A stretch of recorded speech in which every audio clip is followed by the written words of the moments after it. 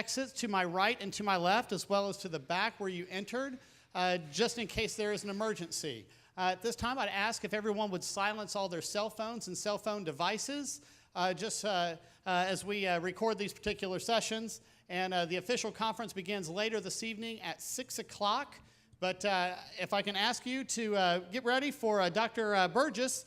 Let me just give you a little bit of a biography of him. Professor Stuart Burgess has taught engineering design at Cambridge University and Bristol University in the UK. He's won a number of national awards for engineering design, and it's exciting to have him over here in the States, so give him a warm United States welcome to Professor Burgess.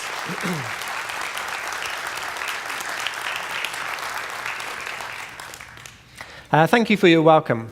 This talk is about why biblical creation is good science. Sometimes you hear in the media that biblical creation is anti-science or bad science, but I'm going to explain why it is actually good science.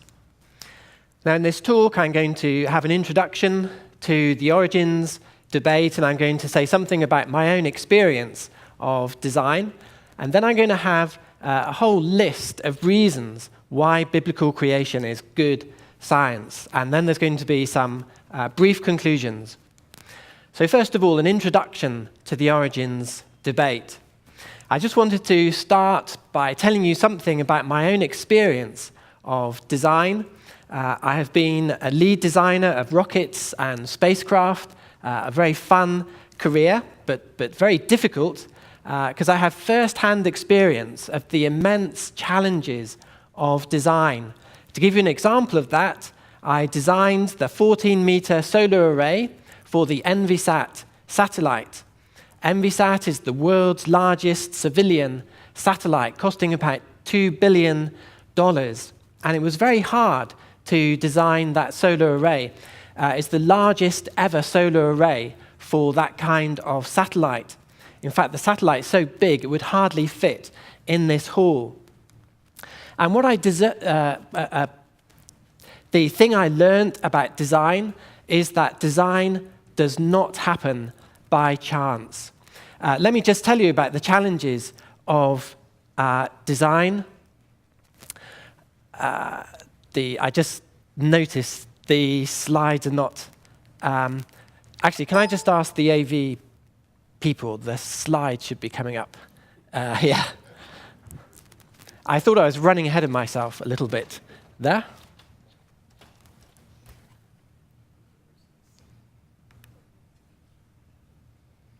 Shall I just start again?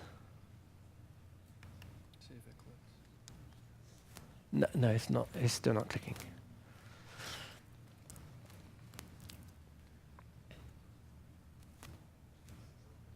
Shall I try?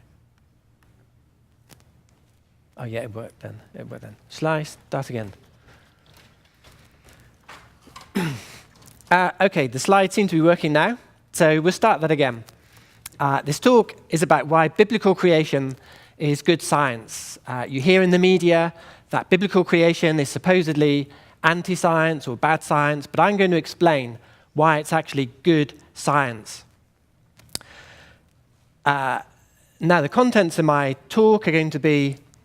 actually, I can't see it now on this. I can't see it on my screen. Now, could you just help me again?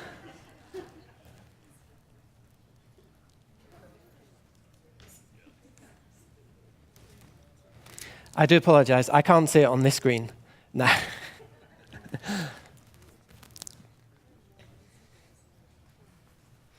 We need some designer computers. Sorry. The devil's not in the details. Shall I try again? It's only coming over there. Yeah, bear with us on this. So it's either usually this doesn't happen, but but we that, appreciate no. you guys bearing with us on this. Just not doing both. I'm always fascinated how well it works before you get up there. But I actually gave a lecture earlier today where I walked up and my computer completely shut down, so I understand completely.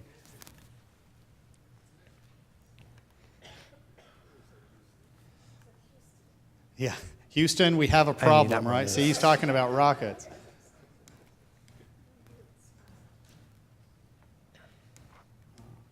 All right.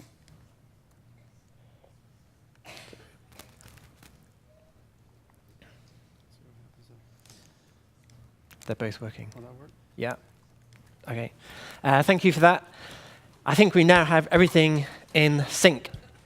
So we'll just try that again. This talk is about why biblical creation is good science. You sometimes hear in the media how biblical creation is supposedly anti-science or bad science, but I want to tell you that it's actually good science.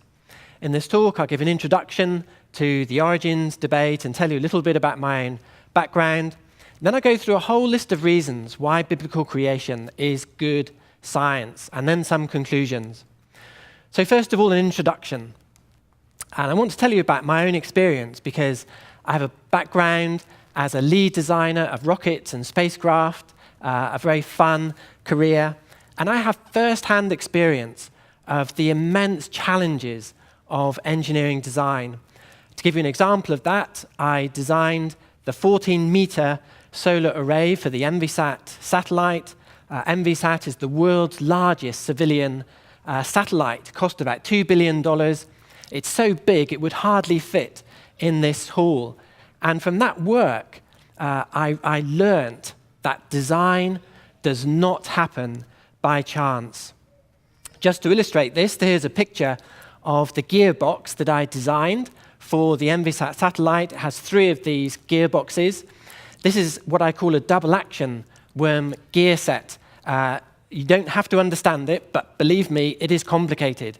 And I have a world patent on this gearbox. Just to tell you some of the challenges of design. Design requires intense creativity. I had to spend literally months sweating and working hard to invent this brand new gearbox, which is completely different to any other kind of gearbox. If someone said to me, well, all you had to do, Stuart, was just evolve this from another kind of gearbox, I would actually feel very offended because that was really hard to design. So design requires intense creativity, but it also requires intricate detail.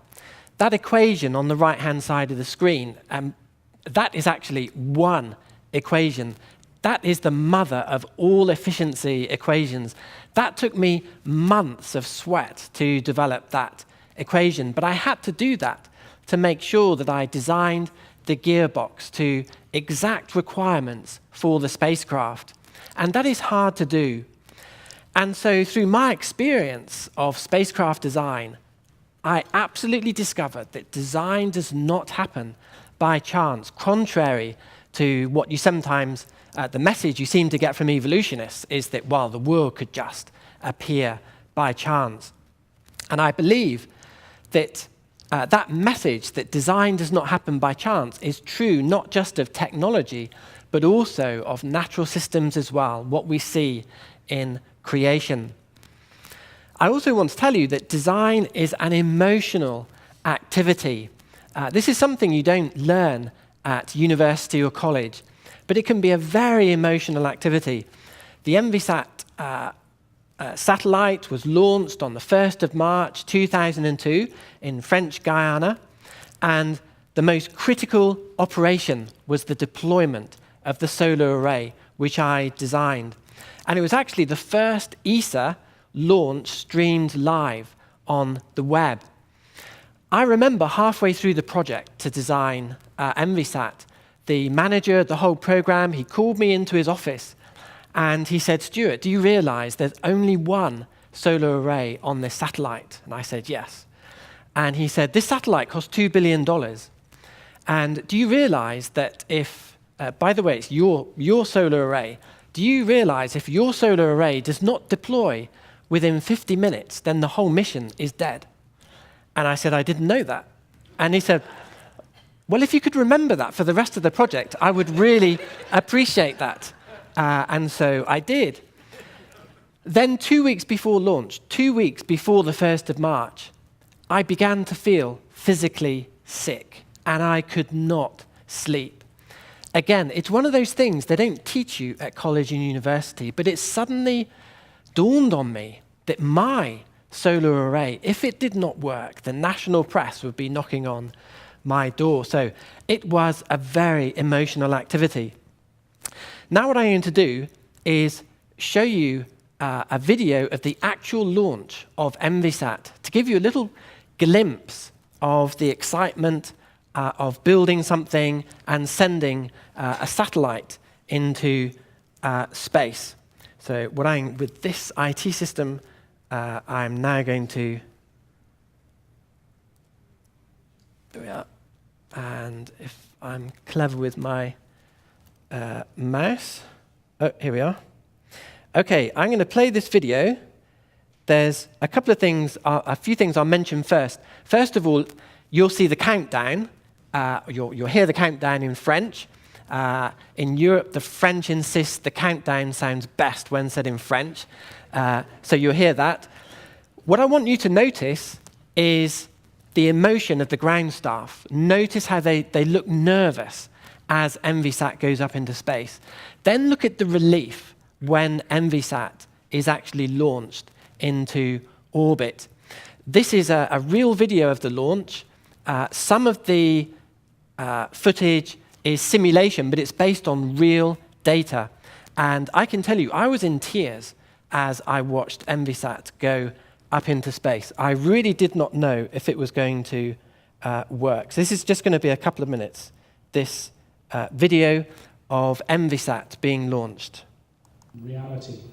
10, 9, 8, 7, 6, 5, 4, 3, 2, 1, top. Allumage du Vulcain.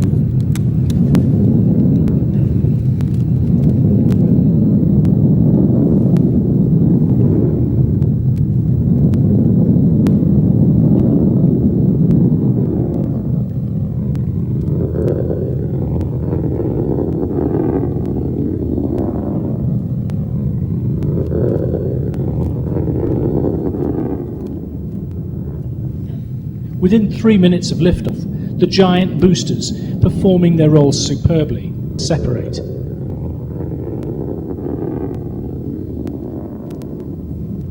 Within the next minute, the fairing protecting the satellite from atmospheric friction is jettisoned. EnviSat is now travelling at more than 10,000 kilometers per hour. Within 10 minutes of liftoff, the cryogenic main stage separation and the minutes that follow herald the most exciting moments of the launch vehicle's mission. 27 minutes from launch, and with separation from the upper stage a complete success, 1 hour into the launch, an EnviSat solar array, the powerhouse of its operational capability, is deployed. And with So here you can see the solar array being deployed. It's slightly speeded up. It happens much slower than that. But look at the reaction of the ground crew when everything is deployed.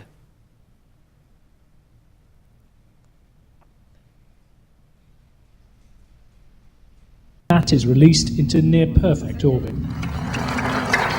Bravo, le satellite. This is the most sophisticated, innovative laboratory ever put in space to study the Earth and to monitor the environment. But EnviSat is not just for science. I would like to think of EnviSat as our cornerstone for the Living Planet program of ESA, in which our intention is to serve the citizen. There were a lot of tears at the end of that launch, I can tell you. It was a great relief. Now we're back onto here. Sometimes I hear evolutionists saying, evolution is very easy, the world can just evolve. But I often think, if only they tried to design an engineering system and saw the immense challenges of design, I'm sure they would not be so glib with their statements.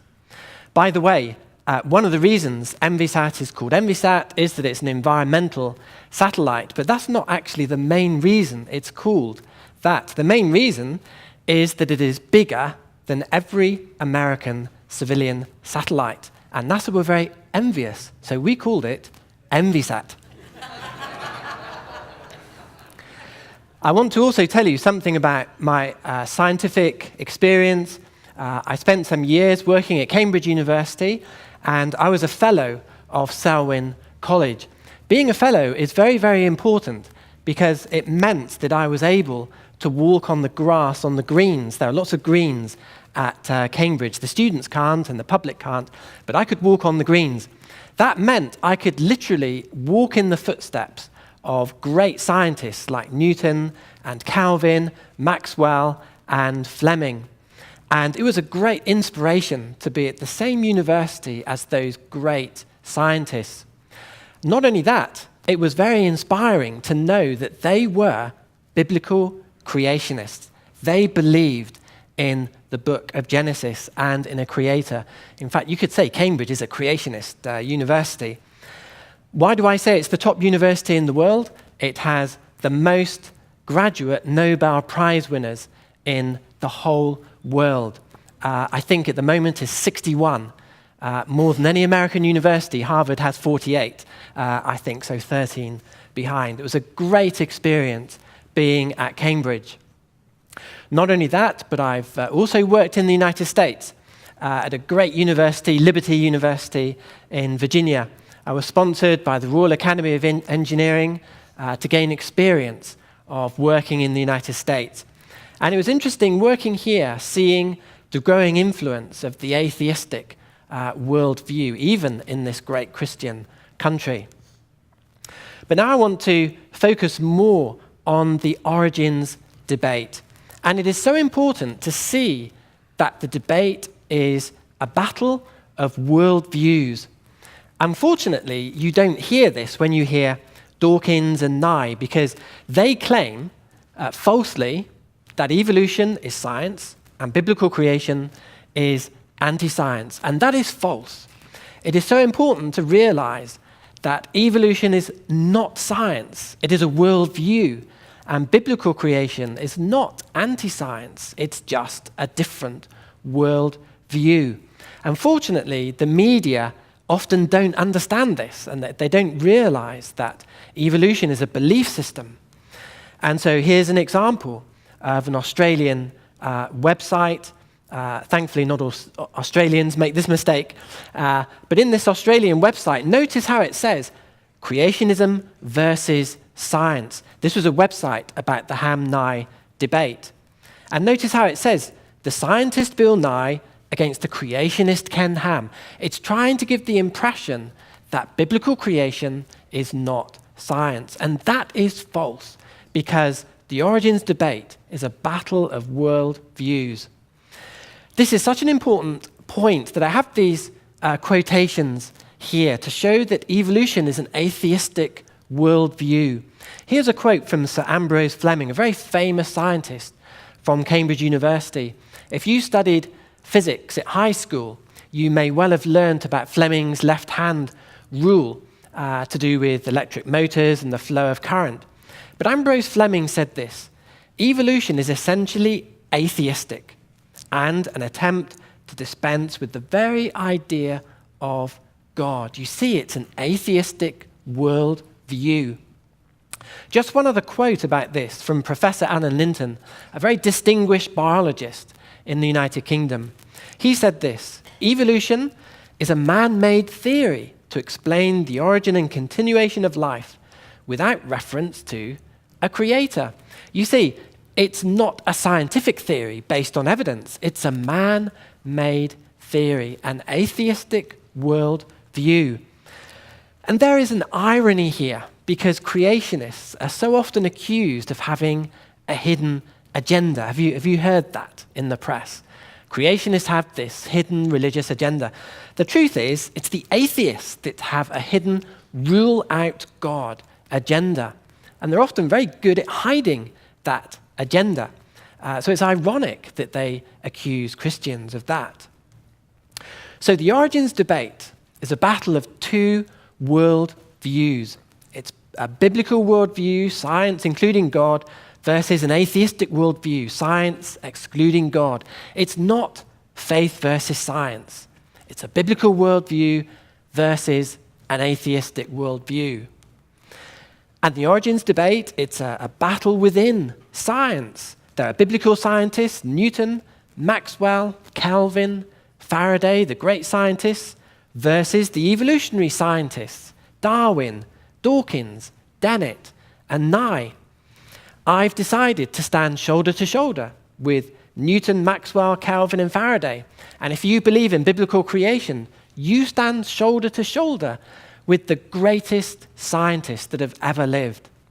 If you believe in an evolutionary worldview, then you stand shoulder to shoulder with Darwin, Dawkins, Dennett, and Nye. So you have to decide which scientist you are siding with. It's not, shall I side with science? It is, which scientist do you want to side with?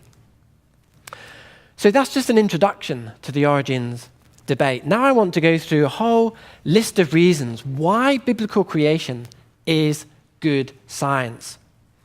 The first reason is that good science acknowledges when there is a worldview or belief system. That is so fundamental to good science. Biblical creation is good science because it fully acknowledges a belief system involving faith in the Bible. It's very difficult to hide that. If you believe in biblical creation, you can't hide that it's a biblical worldview. And scientists like Newton and Faraday, they fully acknowledge their faith in a creator.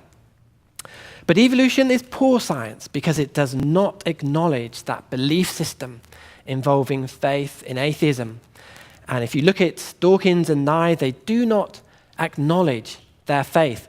If you saw the Ham-Nye debates, Bill Nye did not acknowledge his faith in evolution. Here is the claim that evolution is a fact.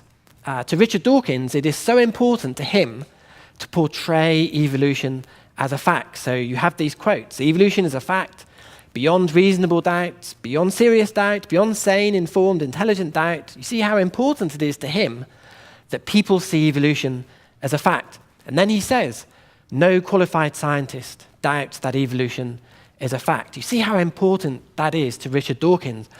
But the reality is different.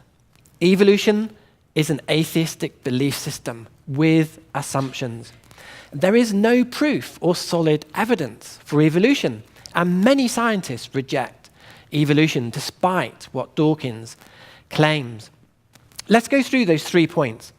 Firstly, evolution is an atheistic belief system with assumptions. Here's a famous quote from Sir Julian Huxley from 1942. He said this: modern science must rule out special creation.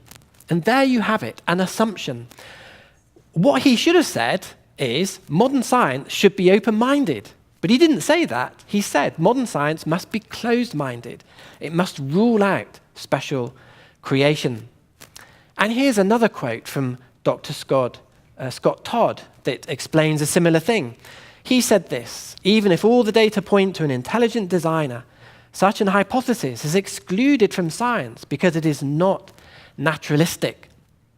Notice he didn't say modern science should be open to all the evidence. He didn't say that. He said we've got to ignore evidence for a creator. And so here you see proof that evolution is a worldview with its own assumptions or presuppositions. So here you can see so clearly evolution has a rule-out God agenda, and it is therefore a world view. But secondly, there is no proof or solid evidence for evolution. You may have heard of Richard Dawkins' book, The Greatest Show on Earth.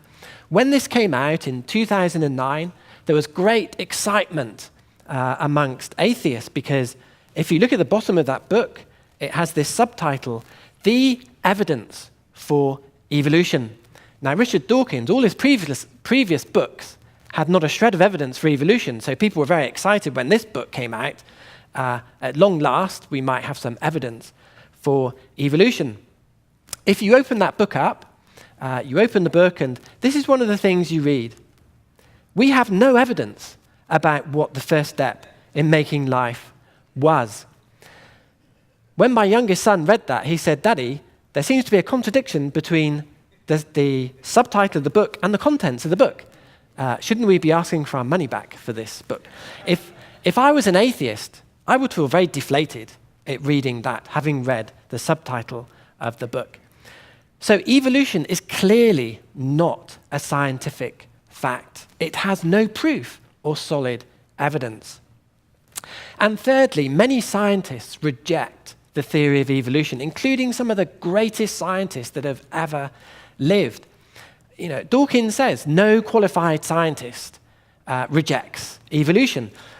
James Clerk Maxwell was an incredible scientist. He was the father of modern physics. And he said this: no theory of evolution can be formed to account for the similarity of molecules. He rejected evolution. And Lord Kelvin, the father of thermodynamics, another very famous, great scientist, he said this: scientific thought is compelled to accept the idea of creative power. He rejected the theory of evolution. And there are thousands of modern-day scientists who reject the theory of evolution. So you see, evolution is a worldview. It is a belief system. So biblical creation is good science. It acknowledges its worldview. But secondly, good science does not force one worldview on students or the public. And biblical creation is good science because Christian schools always present different worldviews. I visited Christian schools around the world, and I've never been to a Christian school that forces just one worldview. They always present the evolutionary worldview for the students to consider. But evolution, in contrast, is bad science because evolutionists seek to teach evolution as the only world view. To give you an example of this, from the United Kingdom, there has been atheistic lobbying, very aggressive lobbying to have evolution taught to very young children. At present, evolution is taught from age 11 in the United Kingdom, but atheist lobby groups are trying to push that back to age 5. Creation scientists have tried to counter lobby. Just to give you one example of the news media, a national newspaper, the Daily Telegraph, they described this conflict and battle. Here we have a picture of Richard Dawkins, the pin-up boy for atheists. They described me as a pin-up boy for creationists. I've never been described as a pin-up boy before. I'm sure I'm better looking than Richard Dawkins. But there is this debate that's been going on in the UK. But I have some news, some sad news. We lost that battle. This September, in 2014, evolution is to be taught to 5 to 11-year-olds in the United Kingdom. And I've extracted this from the just released national curriculum. In state schools, the young children have to learn this. They have to identify how animals and plants are adapted to suit their environment in different ways, and that adaptation may lead to evolution. Note how adaptation is confused with evolution. Adaptation is not evolution or evidence for evolution. So these young children are going to be taught a very confused, false message from the age of 5. But another reason for explaining this to you is I wanted to explain the role of the British Humanist Association in this change. This was a very recent announcement on their website. The British Humanist Association said this: we very much welcome the fact that evolution is to be taught in primary schools. This is a change we have long campaigned for example, through Teach Evolution, Not Creationism. Note how the British Humanist Association campaigned for the change. Many teachers and members of the public are unaware of the atheist roots of many of these changes in the teaching of origins in schools. And I don't know if that's the same in the United States, but it's certainly true in the UK.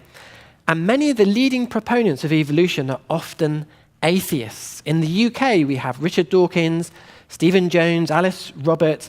They all have a special award from the British Humanist Association. They have this Distinguished Supporters of Humanism award. So you often find proponents of evolution are also hardline atheists. And I don't know if you find this here in the United States. Daniel Dennett, Eugene Scott, hardline atheists pushing evolution. And I think there's a message there. There is a connection between evolution and atheism. Evolution is an atheistic worldview. But thirdly, good science does not ban opposition. Biblical creation is good science because Christian schools always present the theory of evolution.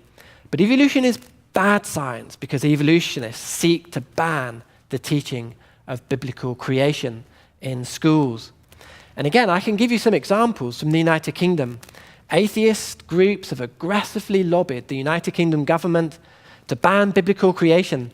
Here's a quotation from Sir David Attenborough, who said the teaching of creationism should be banned in science lessons. Notice again this implied message that creationism is not science. It's something different to science. That's a falsehood. Just to make a note here, if Isaac Newton were here today, atheist lobby groups would ban him from going into science lessons because he would talk about his faith in a creator. But if you think this is a worrying trend, look at this quote. Dr. Alice Roberts, a professor of public engagement in science in the UK, has said this recently. New laws are needed to stop private Christian schools teaching creationism alongside evolution in science lessons. That's a bit worrying, isn't it? This could be coming across to the United States as well. You may as well ban Christian schools if you're going to ban the teaching of Genesis in a Christian school. If Isaac Newton was here today, the atheist lobby groups would want to ban him from Christian schools talking about his faith in a creator. I go back to Ambrose Fleming, that great creationist scientist at Cambridge University. He said this: "It is disastrous to the ethical development of the young to lead them to believe that men are descended from monkeys." And I agree with him. If you teach children that they've descended from animals, then surely they're going to be tempted to behave like animals. And if Sir Ambrose Fleming were here today, I'm sure he would be appalled at the pressure being applied by the atheist lobby groups on governments to teach evolution in schools. Then fourthly, good science does not intimidate opponents. That is not the method of true science. Biblical creation is good science because creationists are happy to debate and reason. That's always been my experience. But in the modern world, sadly, creation scientists are intimidated and bullied. And I can now give you some personal experience and anecdotes of that. First of all, scientists are intimidated if they sympathize with creationism. This is what Richard Dawkins has said. It's quite a famous quote. You may have heard of this before. Anyone who claims not to believe in evolution is either ignorant, stupid, insane, or wicked. And there's a message there for scientists today.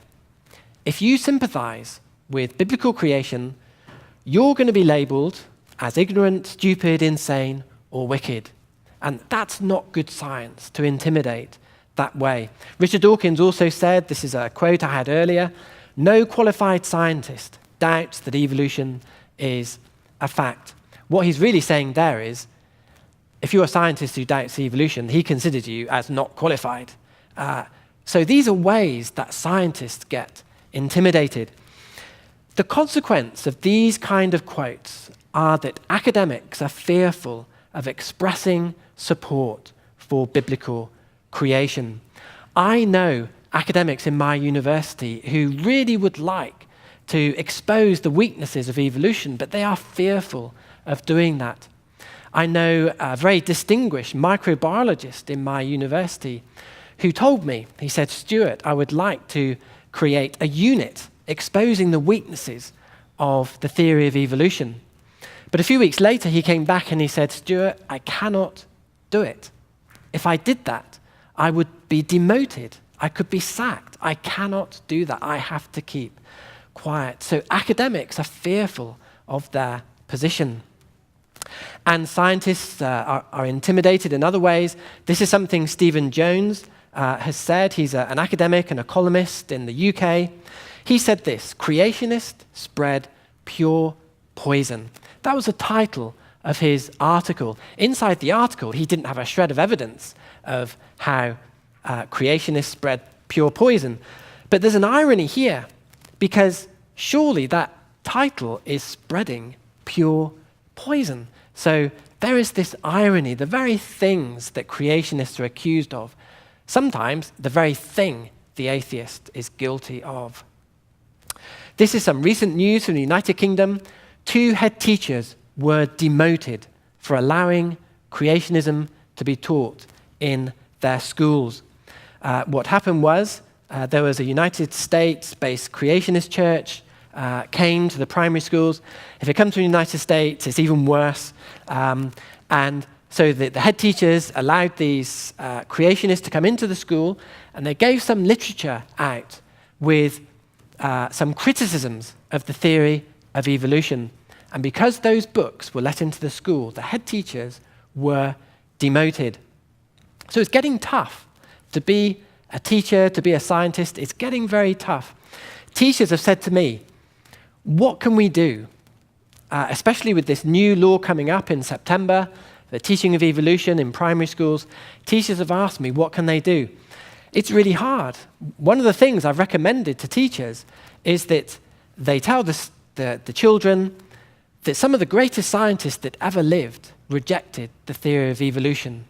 Scientists like James Clerk Maxwell and Lord Kelvin and Sir Ambrose Fleming, and that many scientists today reject the theory of evolution. And if anyone complains about that, just say you are quoting facts of history and facts about life today, and surely they cannot be demoted for quoting facts and history. Creationists are sometimes labeled as an insignificant minority. This is what Richard Dawkins has said about myself and Andy McIntosh. It's a great privilege to be lumped together with Andy McIntosh in this way. But Dawkins has said, my purpose is to convey the sheer magnitude of the error that Burgess and McIntosh are attributing to their hugely more numerous establishment colleagues who accept evolution. Actually, I dispute that, because my experience is many scientists do not fully accept the theory of evolution. But again, this is this labeling of creationists. Scientists are threatened if they sympathize with creationism. I've had many abusive emails from atheist organizations. I'm going to show you one now. This is from the Brights Atheist Organization. I don't know if you have these also in the United States. But I'll read you the email. Dear Stuart, I have heard that you welcome discussion with your students about design in nature. Well, that's quite difficult to avoid because I teach that subject, and I'm also co-editor of an international journal of design in nature, so it's quite difficult to avoid discussing it with my students. We would regard such a situation as being very serious and would seek to ensure you are called to account. And then he says, as always, we wish to be fair before proceeding to the next stage. One of the worrying things about these emails is they never really explained what the next stage was, whether it was abduction, assassination, or torture. So this was from John Wiltshire and the Brights Atheist Association. But creation scientists are targeted. And we also have these extreme anti-creation websites. I'm sure you've heard of the National Center for Science Education in the United States, a very extreme anti-creation website.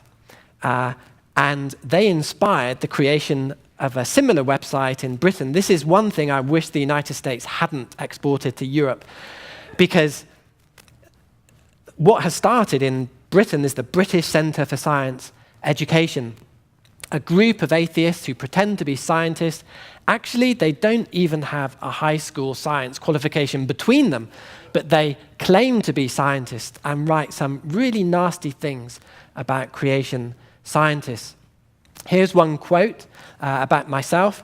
Burgess is a hardcore fundamentalist and leading creationist in UK academia, the one that actually frightens the author of this article the most.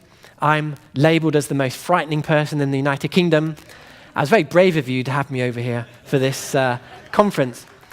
And he goes on to say, we plan on writing to heads of department at his university to tell them about his creationist beliefs. They did that.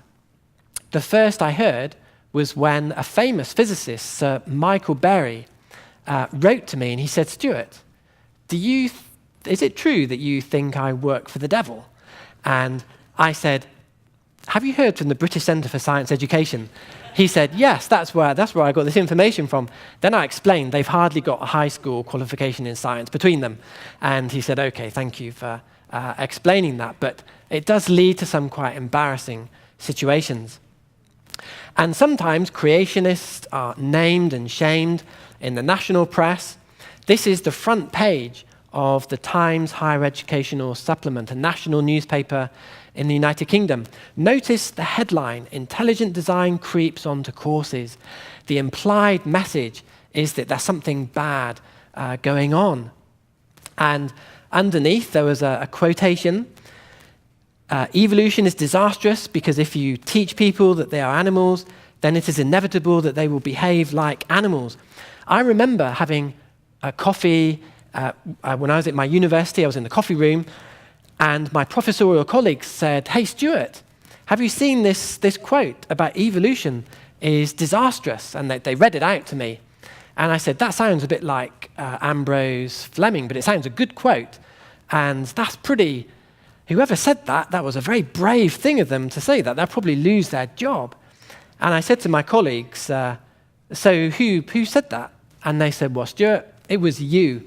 It's got your photograph and it's got your name. So then my colleague said to me, it's been nice knowing you, Stuart. It's been good to work with you. Actually, I didn't lose my job, but again, that was a bit of an awkward situation. Many scientists keep quiet about their doubts on evolution. This is the result of this intimidation. I know many scientists who would love to speak out, say something to the press, the weaknesses of evolution, but they are too fearful. Many scientists wait until retirement to express their doubts about evolution. Earlier, I quoted Alan Linton, that biologist in the UK. When he was retired, he said, evolution is a man-made theory. If you ask him, why did you wait until you retired to say that? He'll say, well, if I said it earlier, I would have had to have retired earlier. So I had to wait until that point.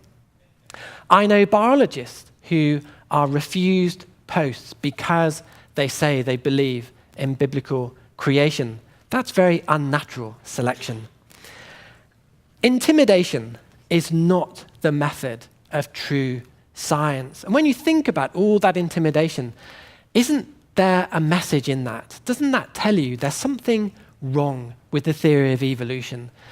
If proponents have to resort to that kind of intimidation and bullying, surely they're worried about something. Surely they're very defensive about something. But number 5, I want to explain that biblical creation best explains the origin of the universe. This is another reason why biblical creation is good science. Conservation laws support biblical creation. The first law of thermodynamics says that matter cannot be created or be destroyed. And there's a simple conclusion from that. Only a creator can explain the existence of a vast universe that we live in. And the Big Bang Theory contradicts that first law of thermodynamics, because the Big Bang Theory says there was nothing, and then nothing exploded, and there was something. Well, that contradicts that first law of thermodynamics. Conservation laws are so important. In my university, one of the first things we teach our engineering students is the first law of thermodynamics. It is so important for design and for engineering. I could not do my designs without the first law of thermodynamics. I've worked on the British Skylark sounding rocket, and when I worked on the design of that, I could not have designed it if I couldn't do a calculation of the change of fuel into energy. I had to use the first law of thermodynamics. At the moment, I'm working with Team GB to design racing bicycles for the Rio Olympics.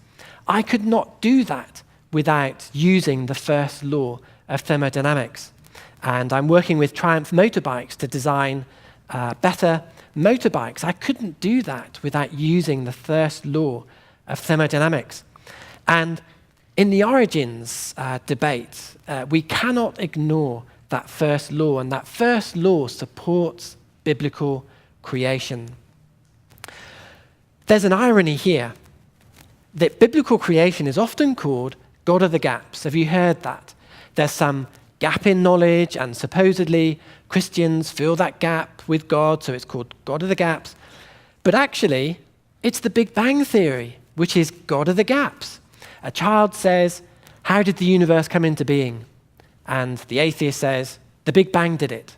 It's the God of the gaps. Again, that irony, the very thing that creationists are accused of, it's true of the Big Bang. So now I want to explain that biblical creation best explains the origin of life, the very origin of life itself. Information laws support biblical creation. Self-replicating life requires vast information for that life to be replicated.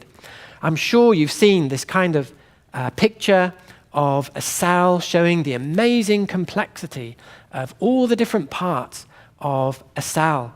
And a huge amount of information is required to specify the production of that cell. Information always comes from an intelligent source, and a creator is therefore needed to create life. The empirical evidence supports biblical creation. There have been searches that have taken place by evolutionists to find a simple organism. Because for evolution to be possible, the first organism must have been very, very simple, perhaps with just a few units of information. And there should be evidence today of such simple organisms. And evolutionists have put in great efforts to find such simple organisms. But do you know what has been found? This is the result of the search. The simplest organism has 580,000 base pairs of information. That's a lot more than 5 or 6. And that discovery has been devastating for the theory of evolution. That is empirical evidence directly against the theory of evolution.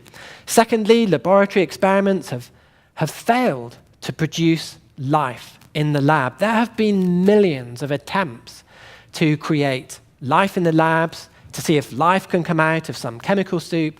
And again, that's devastating evidence against evolution. Ironically, biblical creationists are accused of not having empirical evidence. Well, this is great empirical evidence for biblical creation. Abiogenesis, this idea that life could come out of a chemical soup, it involves blind faith. This is what Richard Dawkins said. This is amplifying on an earlier quote. We have no evidence about what the first step in making life was, but we do know the kind of step it must have been. It must have been whatever it took to get natural selection started by some process as yet unknown. So just to interpret that, he hasn't got a clue how life started, how life could have come from a chemical soup. That is blind faith. If you want a definition of blind faith, that is blind faith. And there's this irony that biblical creationists are accused of blind faith. But the truth is, it is the opposite. The absurdity of abiogenesis. That's a very strong statement, so I won't say it myself. I'll let Lord Kelvin say it, one of the greatest scientists that ever lived. He said this: was there anything so absurd as to believe that a number of atoms, by falling together of their own accord, could make a microbe? And if Kelvin was here today, he would say, wow, life is so complicated. How absurd it is to think that life could just come together by itself. Biblical creation is sometimes called pseudoscience, but surely abiogenesis is pseudoscience. How can a teacher be demoted for questioning evolution when evolution cannot even explain how life could start? I once had a conversation with a non-Christian microbiologist at my university. He was a very senior microbiologist, a very senior scientist. And I said to him, what do you think of abiogenesis? As a non-Christian, what do you think of it? And he said, Stuart, it is black magic. It is utter rubbish. What Christians believe is far better. I wish he could say that to the media. If you go to the top and you speak to very qualified microbiologists, that is the thing that they will confess. Then number 7, biblical creation best explains the origin of kinds. This is another reason why biblical creation is good science. The laws of genetics support biblical creation because adaptation, things like color change or size change, it does not lead to evolution. It doesn't lead to new kinds of creature. Adaptation is simply shuffling of existing genes. Adaptation or speciation involves no new information. So if you look at Darwin's finches, yes, they adapt by having a change in size of beak or a more pointed beak or a sharp beak, but that is adaptation. That is not evolution. Biology books often quote this as an example of evolution, but it is not evolution. The peppered moth, the change in proportion of dark moths and light moths, that is not evolution. That is adaptation. Resistant bacteria, that is not evolution. That, again, is adaptation. I have 5 children. 2 of them have blue eyes, 3 of them have brown eyes. That doesn't mean they're beginning to evolve into different kinds of human beings. They may not be as frightening as me, but they're not changing into any other kind of creature. Adaptation is not evolution. I can give an illustration from engineering here. A range of cars is like adaptation. I work with Jaguar cars in the UK, and they have a wonderful range of cars, different sizes, different types, different colors. But that's just to suit different needs. Those cars are not evolving into another kind of technology like aeroplanes. They're still cars. So adaptation is not evolution. But the laws of genetics with respect to gene mutations also supports biblical creation. Gene mutations produce only a loss of genetic information. And there are no examples of gene mutations creating novel structures. Gene mutations cause only deformities or neutral changes like the picture is showing here. Again, I can illustrate this from engineering. A spacecraft may have 100,000 components. A random change to a dimension never improves the design. A random change results in a loss of information. On the screen is one of my favorite components. In fact, I take this around with me, this worm gear. It's at the heart of that solar array, so it's very close to my heart, and I take this around with me. This one component has about 100 units of information that specify it. You can see lots of the dimensions there up on the screen. If you were to change randomly one dimension on that shaft, it would probably be catastrophic for the spacecraft. It would not improve the spacecraft. It would not begin to evolve it into another kind of spacecraft. It would be catastrophic.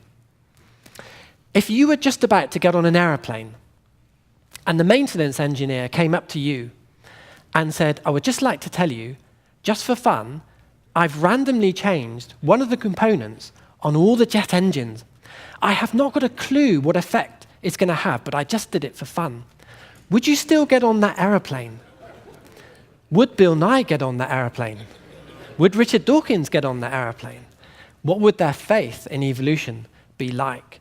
Random changes don't improve designs. Then there is positive evidence for creation. I've worked for many years on the human knee joint, and I've written books and papers explaining how it is an irreducible knee joint. It cannot evolve step by step. It has a wonderful cam mechanism, the way the bones roll together. It also has a 4-bar linkage mechanism inside, the way it guides the bones. Every mechanical engineer knows that a 4-bar mechanism cannot evolve step by step. I've published this work in many secular journals. Just last year, I published this in the American Society for Mechanical Engineers, describing the intricacies of design of that knee joint. And that is evidence that we were created, we were not evolved.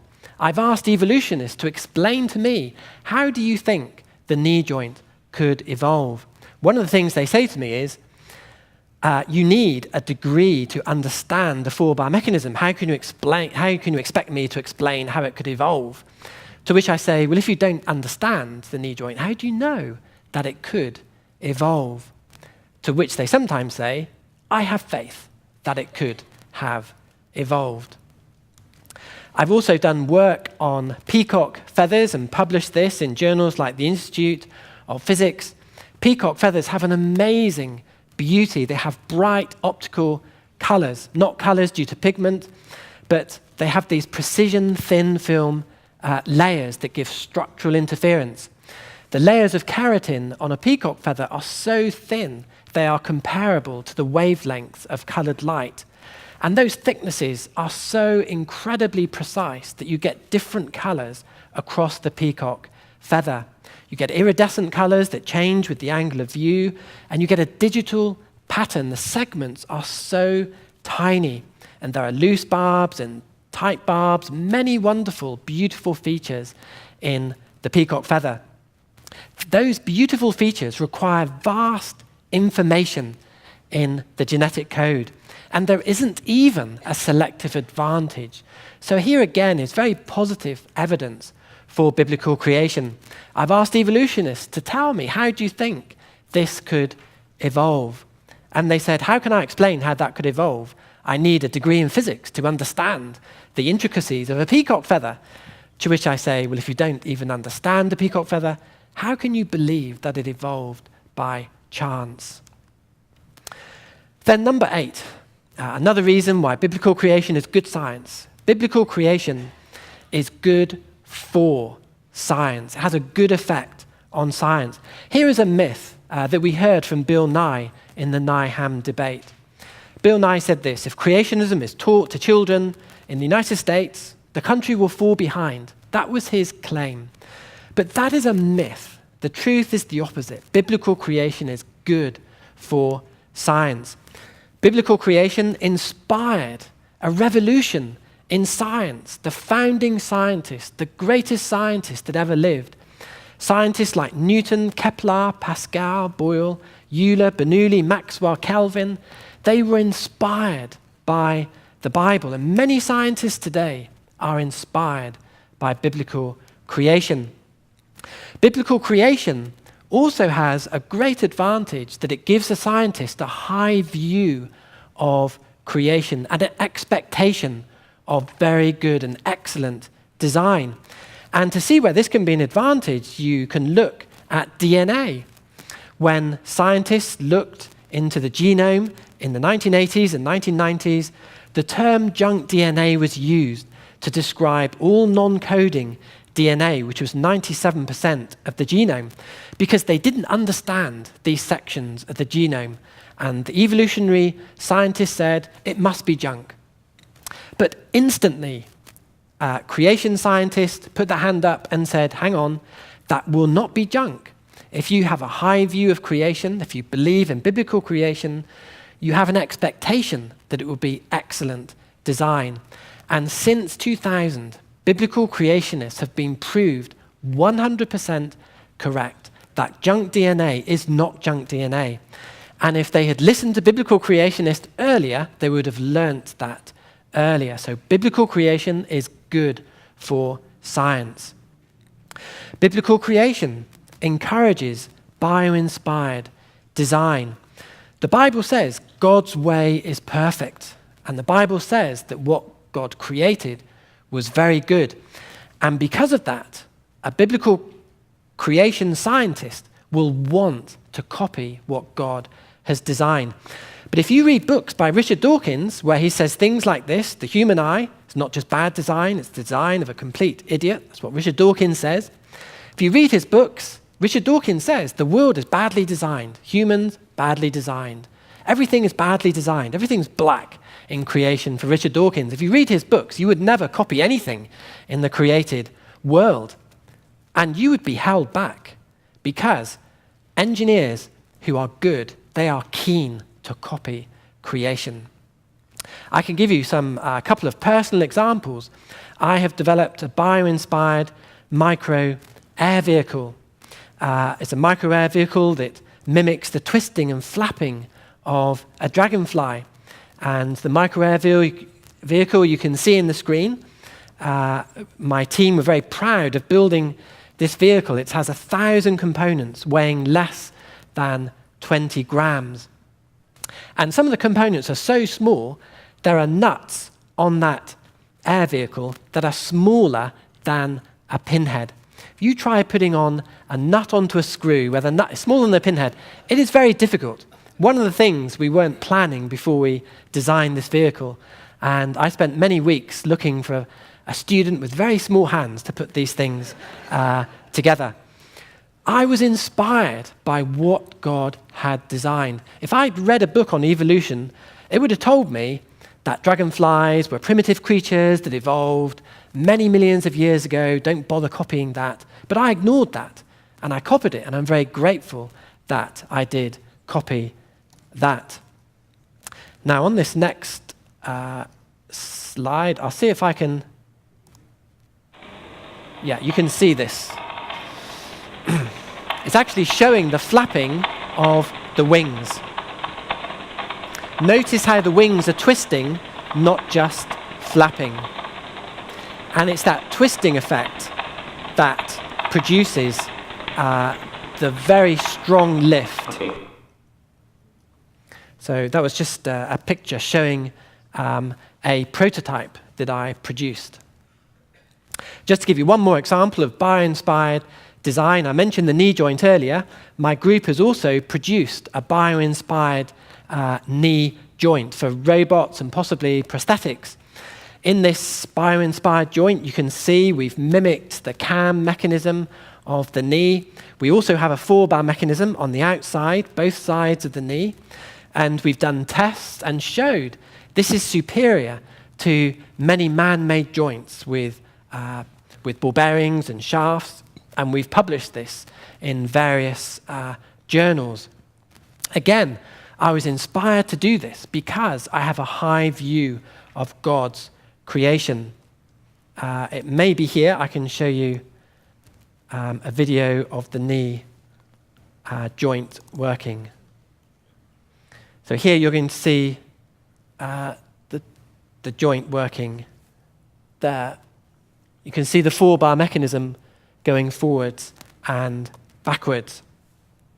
So if any of you have a dodgy knee, you could see me afterwards. I can kit you out with one of these.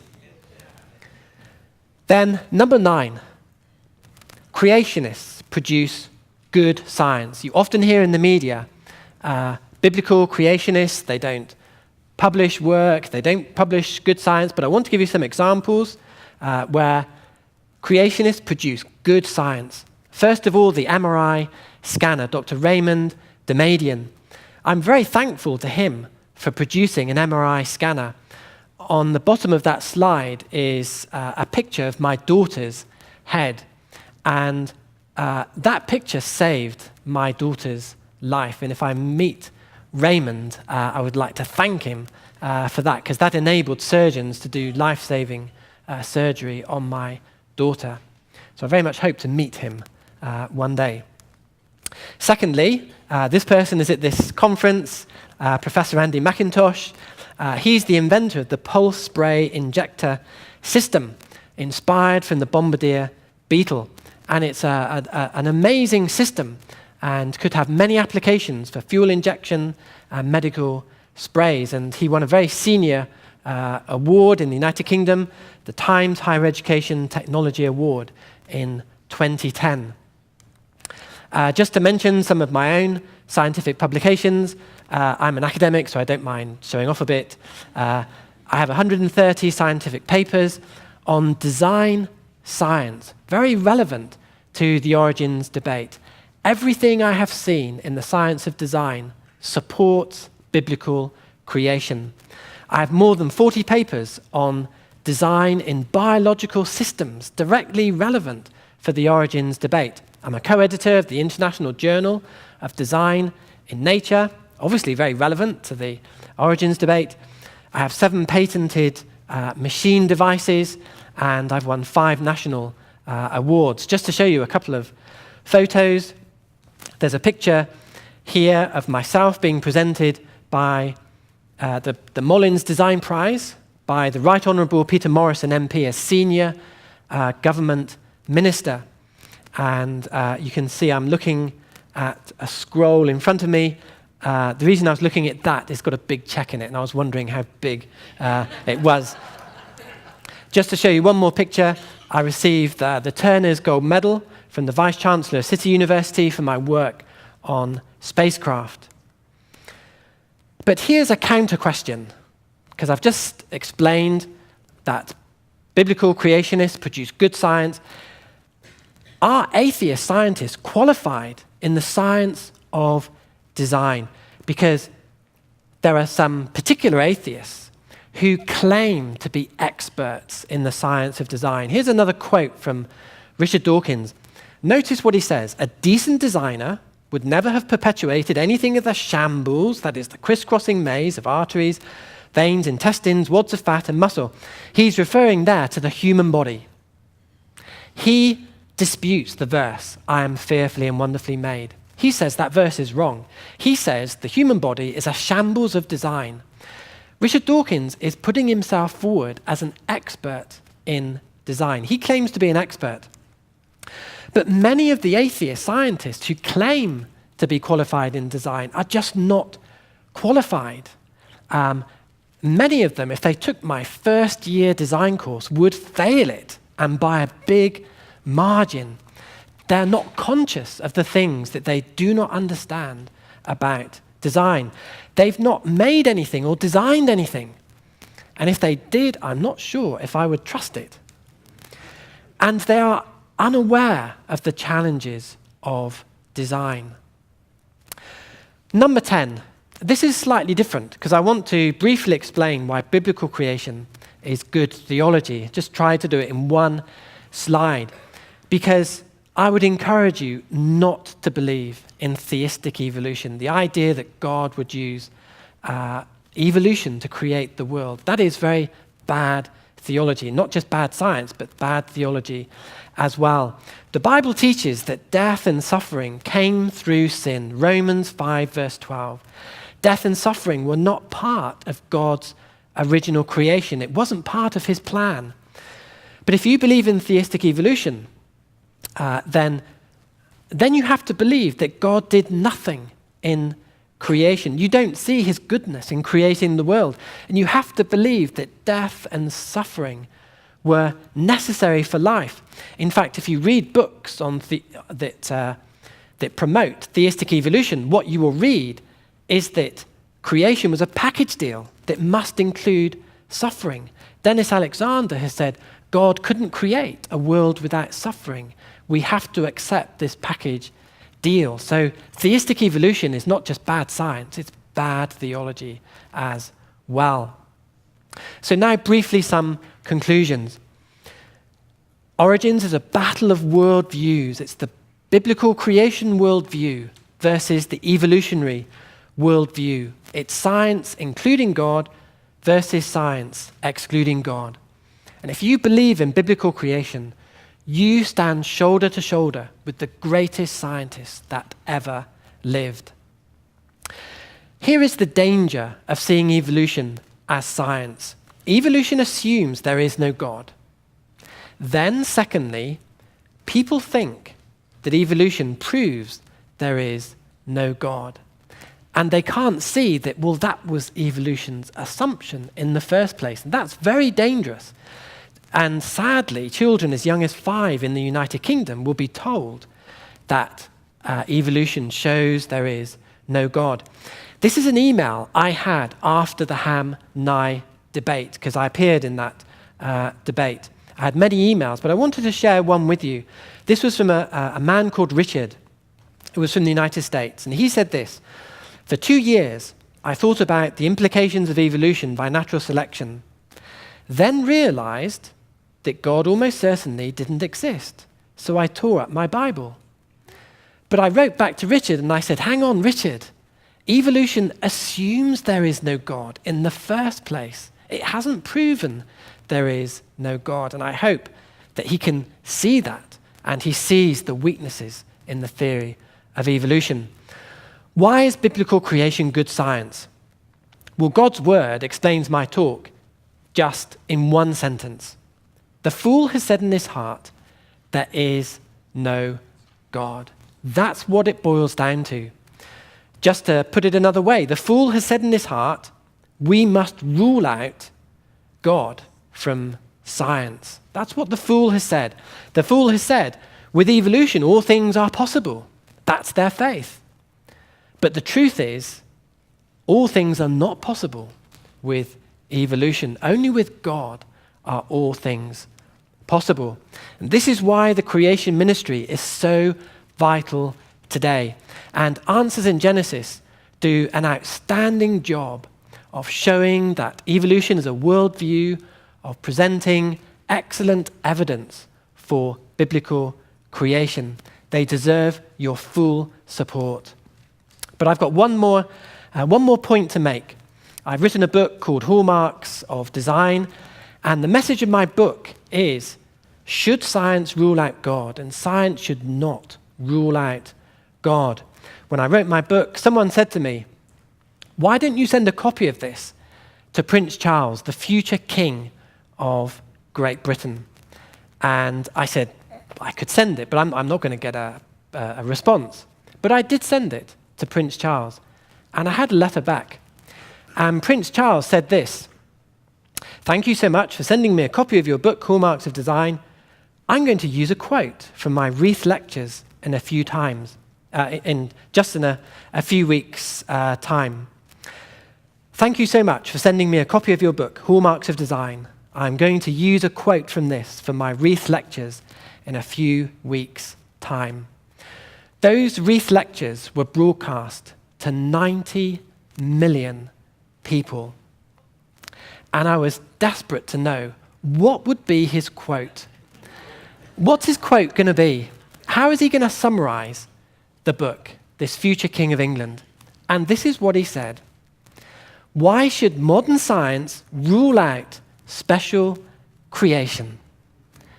And when I heard that, I thought, there is a God. And I said to my friend and colleague, David DeWitt, I think Prince Charles was very brave to do that. David DeWitt said to me, actually, he's not that brave. He cannot be demoted or sacked.